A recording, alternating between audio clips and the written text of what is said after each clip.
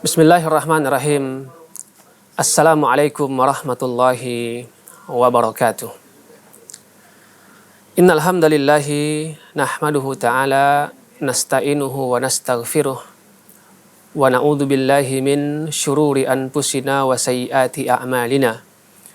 Man yahdihillahu fala mudhillalah wa man yudlil falan tajida lahu waliyan mursyida. Asyhadu an la ilaha illallah wahdahu la syarikalah wa asyhadu anna Muhammadan abduhu wa rasuluh alladzi la nabiyya wa la rasula ba'dah. Allahumma salli wa sallim ala nabiyyina Muhammadin wa ala alihi wa sahbihi wa sallama tasliman katsira. Kaum muslimin dan muslimat yang dirahmati Allah Subhanahu wa taala, bersyukur kita kepada Allah Subhanahu wa taala atas segala limpahan karunia dan nikmat yang Allah Subhanahu wa taala berikan kepada kita. Kemudian salawat dan salam mari sama-sama kita sampaikan kepada Nabi kita Muhammad Rasulullah sallallahu alaihi wasallam. Semoga kita termasuk ke dalam umat beliau yang mendapatkan syafaatnya pada hari kiamat nantinya. Hadirin ma'asyiral muslimin rahimani wa rahimakumullahu jami'an. Alhamdulillah, pada kesempatan yang berbahagia ini ya, di episode ke-10 ini kita kembali dapat bertemu dan untuk sama-sama kita membahas tentang sejarah Khulafa Ar-Rasyidin ya, atau sejarah dari khalifah-khalifah Rasulullah sallallahu alaihi wasallam yang mendapatkan petunjuk. Mereka adalah Abu Bakar As-Siddiq radhiyallahu taala anhu, Umar bin Al-Khattab, Utsman ibni Affan, dan Ali bin Abi Thalib. Semoga Allah Subhanahu wa taala meridhoi mereka semua. Nah, hadirin yang dirahmati Allah Subhanahu wa taala, hari ini ya, atau di pertemuan ke-10 ini kita akan memasuki bagian terakhir ya, bagian terakhir dari sejarah tentang Khalifah Abu Bakar As-Siddiq. Semoga Allah Subhanahu wa taala meridhoi beliau. Nah, untuk tema kita pada bagian terakhir dari Khalifah Abu Bakar As-Siddiq radhiyallahu taala anhu ya, kita akan membahas tentang jasa-jasa dari Khalifah pertama, yaitu Abu Bakar As-Siddiq radhiyallahu taala anhu, dan nantinya kita juga akan menyampaikan ya tentang wafatnya Khalifah yang pertama, yaitu Abu Bakar As-Siddiq radhiyallahu taala anhu warḍah. Hadirin ma'asyiral muslimin rahimani wa rahimakumullahu jami'an, terkait ya jasa-jasa dari khalifah yang pertama, yaitu Abu Bakar As-Siddiq radhiyallahu taala anhu, tentulah pertemuan ya yang singkat ini tidak akan cukup ya bagi kita untuk menyebutkan seluruh jasa-jasa beliau ya terhadap Islam dan terhadap agama Allah Subhanahu wa taala yang mulia ini. Namun kita akan ya coba untuk menyebutkan beberapa saja ya di antara jasa Abu Bakar As-Siddiq radhiyallahu taala anhu warḍah. Nah, hadirin yang dirahmati Allah Subhanahu wa taala, pertama ya, di antara jasa-jasa Abu Bakar As-Siddiq radhiyallahu taala anhu adalah beliau adalah sahabat Rasulullah sallallahu alaihi wasallam yang pertama kali masuk ke dalam agama Islam ya. Dan beliau radhiyallahu taala anhu senantiasa ya atau selalu menyertai Rasulullah sallallahu alaihi wasallam sepanjang hidupnya. Baik ketika Rasulullah Shallallahu Alaihi Wasallam ya berada di Makkah Al-Mukarramah atau ketika Rasulullah Shallallahu Alaihi Wasallam berada di Madinah.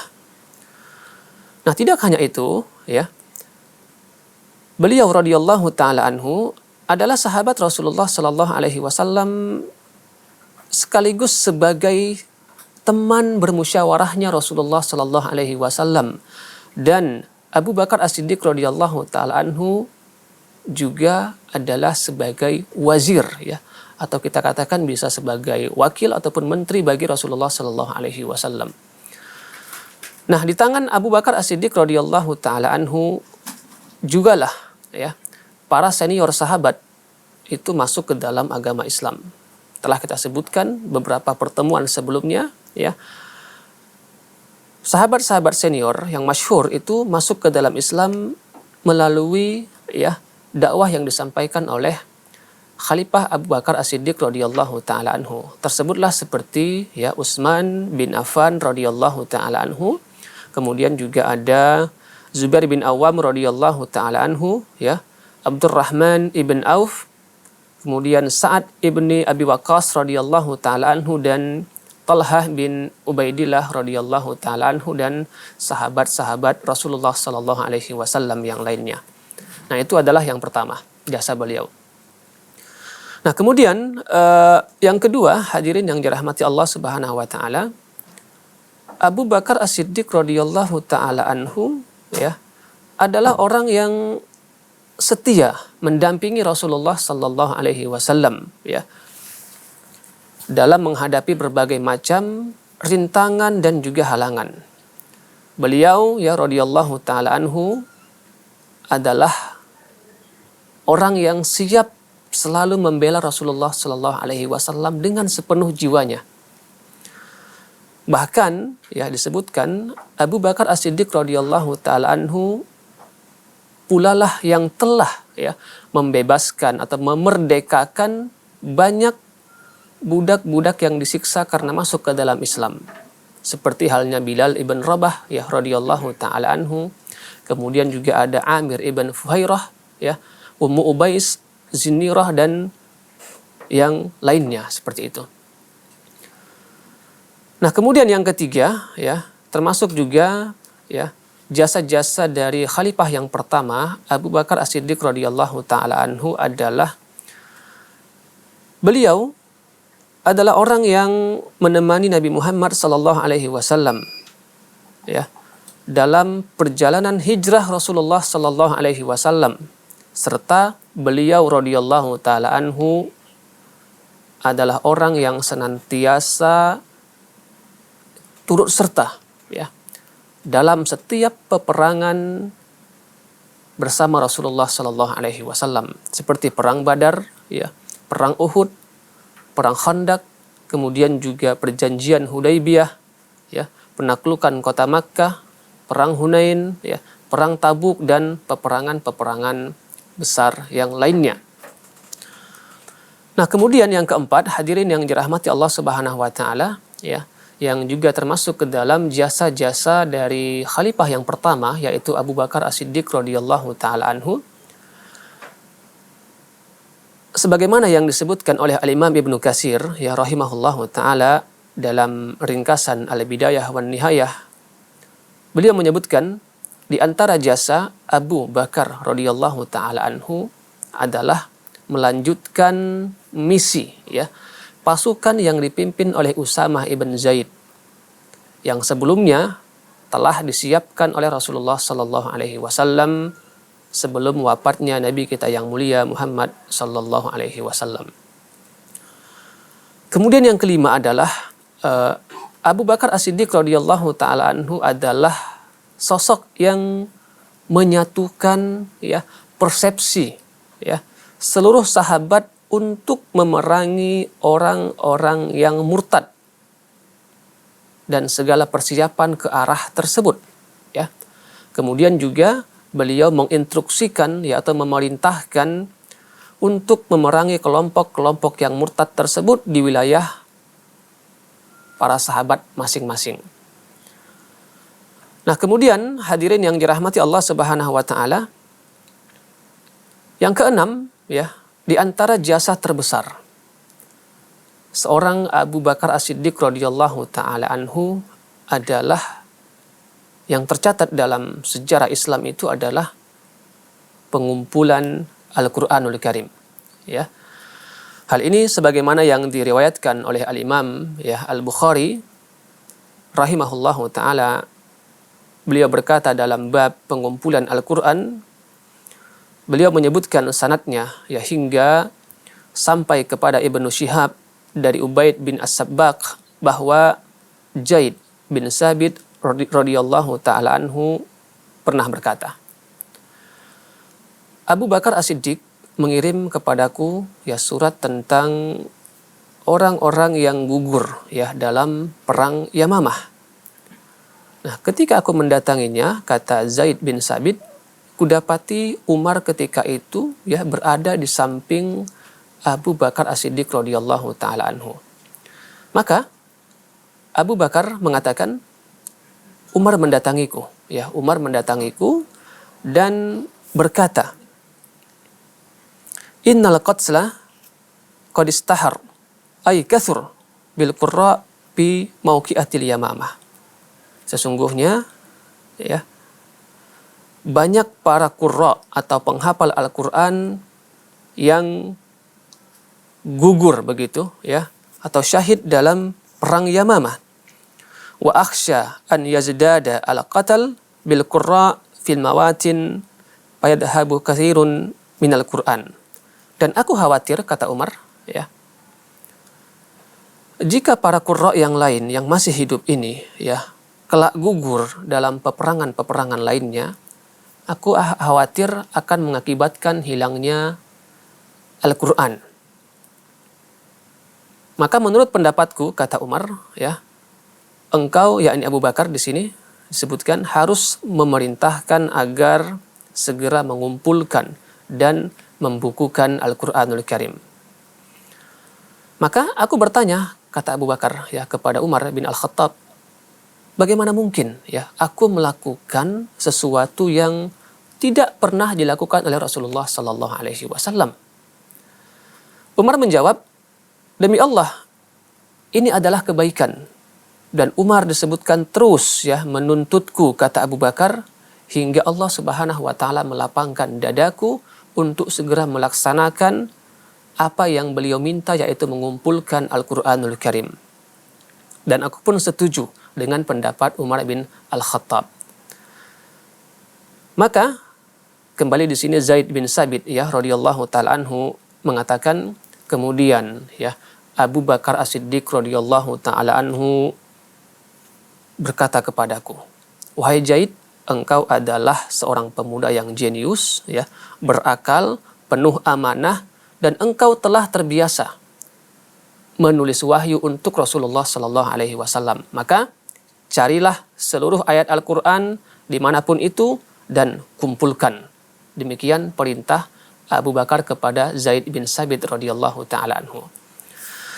Maka aku mengatakan, kata Zaid bin Sabit, wallahi, demi Allah, lau kallafani nakla jabalin minal jibal maka na asqalu alayya mimma amarani bihi min jam'il Qur'an. Demi Allah, kata Zaid bin Sabit, kalaulah dia, yaitu Abu Bakar, menyuruhku untuk memindahkan gunung, itu lebih ringan bagiku daripada melaksanakan perintahnya, yaitu mengumpulkan Al-Qur'anul Karim. Maka aku berkata, kata Zaid bin Sabit kepada Abu Bakar, bagaimana kalian menyuruh aku untuk melakukan sesuatu yang tidak diperbuat oleh Rasulullah Sallallahu Alaihi Wasallam?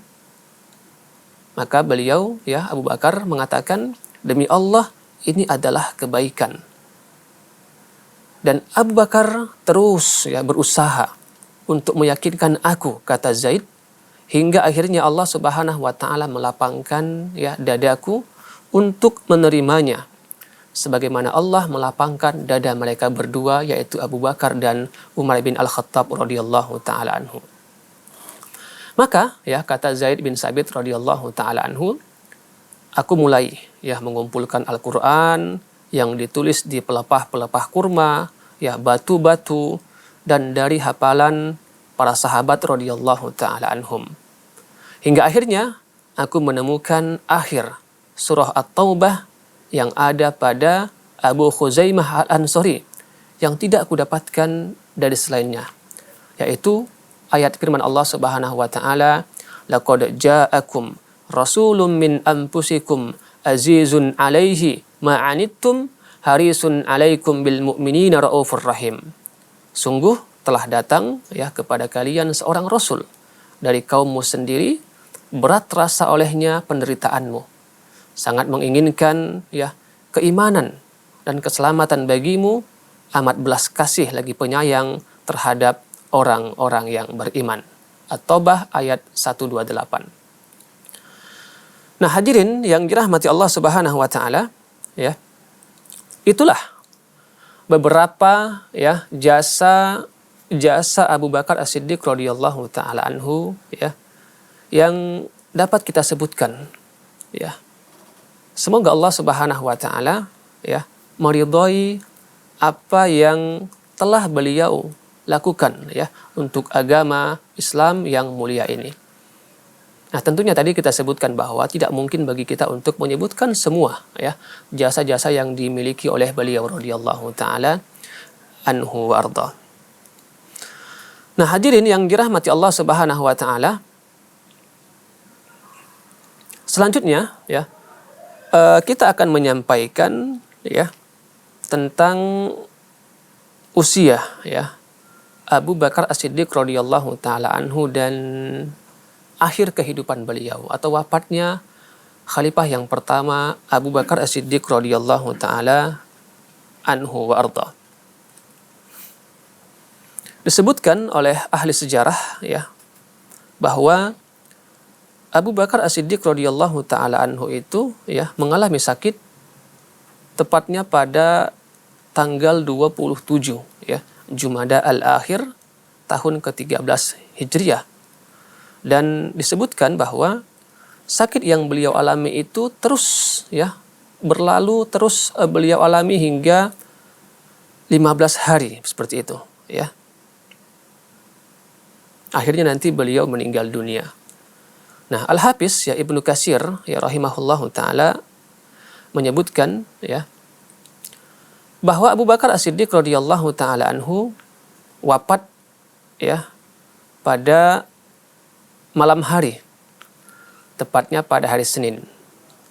Ada juga yang mengatakan bahwa Abu Bakar As-Siddiq radhiyallahu taala anhu itu ya wafat setelah maghrib ya atau malam Selasa, dan beliau dikebumikan pada malam itu juga ya, tepatnya 8 hari sebelum berakhirnya bulan Jumada al-Akhir tahun 13 Hijriah. Setelah beliau mengalami ya sakit disebutkan selama 15 hari. Nah, hadirin yang dirahmati Allah Subhanahu wa taala, pada waktu itu ya Umar bin Al-Khattab radhiyallahu taala anhu menggantikan posisi Abu Bakar As-Siddiq radhiyallahu taala anhu sebagai imam bagi kaum muslimin ketika melaksanakan sholat 5 waktu. Nah, ketika sakit ya disebutkan bahwa Abu Bakar As-Siddiq radhiyallahu taala anhu menuliskan wasiat agar ya tampuk pemerintahan itu kelak diberikan kepada Umar bin Al-Khattab radhiyallahu taala anhu. Dan yang menjadi juru tulis ketika itu untuk menulis wasiat tersebut adalah sahabat Utsman bin Affan radhiyallahu taala anhu. Nah, tentunya ya setelah Abu Bakar As-Siddiq radhiyallahu taala anhu bermusyawarah ya terlebih dahulu dengan sahabat-sahabat senior dan meminta pendapat kepada mereka ya terkait Umar yang akan menjadi khalifah sebagai pengganti dari Abu Bakar As-Siddiq radhiyallahu taala anhu warda. Nah, setelah ya sahabat-sahabat disebutkan menyetujui ya apa yang diusulkan oleh Khalifah Abu Bakar As-Siddiq radhiyallahu taala anhu, maka ditulislah wasiat tersebut oleh Utsman bin Affan ya. Kemudian setelah surat wasiat tersebut selesai, maka segera dibacakan kepada kaum muslimin ketika itu, dan mereka pun menerimanya dengan segala kepatuhan dan ketundukan. Nah, hadirin yang dirahmati Allah Subhanahu wa taala, disebutkan ya bahwa sebab Abu Bakar As-Siddiq radhiyallahu taala anhu itu sakit ya dan wafat adalah ya karena beliau yakni Abu Bakar As-Siddiq radhiyallahu taala anhu dan Al-Haris ya seorang dokter yang masyhur ketika itu pernah memakan khazirah ya yaitu daging yang telah lewat 1 hari dicampur dengan tepung setelah dimasak. Nah, ketika itu daging tersebut dihadiahkan kepada Abu Bakar dan Al-Haris ya yang merupakan dokter terkenal ketika itu. Maka setelah memakan daging tersebut ya Al-Haris berkata kepada Abu Bakar, "Angkatlah tangan Anda wahai khalifah Rasulullah. Demi Allah sesungguhnya daging telah beracun begitu ya." Maka Abu Bakar As-Siddiq radhiyallahu ta'ala anhu segera mengangkat tangannya ya dan sejak itu keduanya selalu merasakan sakit hingga akhirnya keduanya wafat ya 1 tahun kemudian. Nah, hadirin yang dirahmati Allah Subhanahu wa taala ya. Versi lain ada yang mengatakan bahwa ya sebab wafatnya Abu Bakar As-Siddiq radhiyallahu taala anhu adalah ya karena beliau mandi ya pada waktu musim dingin yang amat sangat ketika itu yang membuat beliau demam ya lalu wafat karena penyakit yang beliau derita tersebut. Nah, Ibnu Sa'ad ya rahimahullahu taala menyebutkan dengan sanadnya ya dari Al-Qasim bin Muhammad, dia mengatakan Abu Bakar As-Siddiq radhiyallahu taala anhu ya dikafankan dalam 2 kain. Kain yang berwarna putih dan satu lagi kain berwarna hitam. Beliau yakni Abu Bakar As-Siddiq radhiyallahu taala anhu berpesan ya, sesungguhnya orang yang masih hidup lebih membutuhkan kain daripada orang yang telah mati. Sebab kain kafan hanyalah menutup apa-apa yang akan keluar dari hidung maupun mulutnya. Disebutkan bahwa ya beliau yakni Abu Bakar As-Siddiq radhiyallahu taala anhu dimakamkan bersama Rasulullah sallallahu alaihi wasallam ya dalam kamar Aisyah radhiyallahu taala anhu yang merupakan istri Nabi kita yang mulia dan juga anak ataupun putri dari Abu Bakar As-Siddiq radhiyallahu taala anhu. Ya, jadi beliau itu Abu Bakar As-Siddiq radhiyallahu taala anhu dimakamkan bersama Rasulullah di kamar Aisyah radhiyallahu taala anha dan beliau ya disolatkan oleh Umar bin Al-Khattab ya radhiyallahu taala anhu warḍah. Nah, hadirin ma'asyiral muslimin rahimani wa rahimakumullah jami'an. Masa pemerintahan ya ataupun khalifah dari Abu Bakar As-Siddiq radhiyallahu taala anhu itu ya berlangsung selama 2 tahun 3 bulan ya. Beliau ya radhiyallahu taala anhu disebutkan ya wafat dalam usia yang ke-63 tahun. Persis dan sama dengan usia Rasulullah sallallahu alaihi wasallam ketika Nabi kita yang mulia juga wafat dan bertemu dengan Allah Subhanahu wa taala. Nah, hadirin yang dirahmati Allah Subhanahu wa taala, ya, demikianlah Allah Subhanahu wa taala ya mengumpulkan jasad keduanya, Rasulullah sallallahu alaihi wasallam dan Abu Bakar As-Siddiq radhiyallahu taala anhu dalam tanah berdampingan, ya.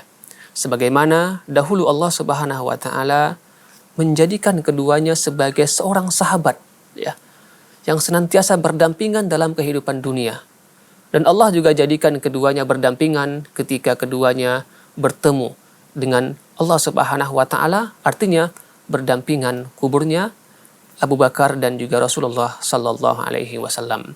Demikian hadirin yang dirahmati Allah Subhanahu wa taala yang dapat kami sampaikan, ya, kisah tentang sejarah Khalifah Abu Bakar As-Siddiq radhiyallahu taala anhu wa ardhah. Semoga apa yang kita sampaikan bermanfaat dan akhirnya kita menutup subhanakallahumma wa bihamdika asyhadu an la ilaha illa anta Astaghfiruka wa atubu ilaika. Wassalamualaikum warahmatullahi wabarakatuh.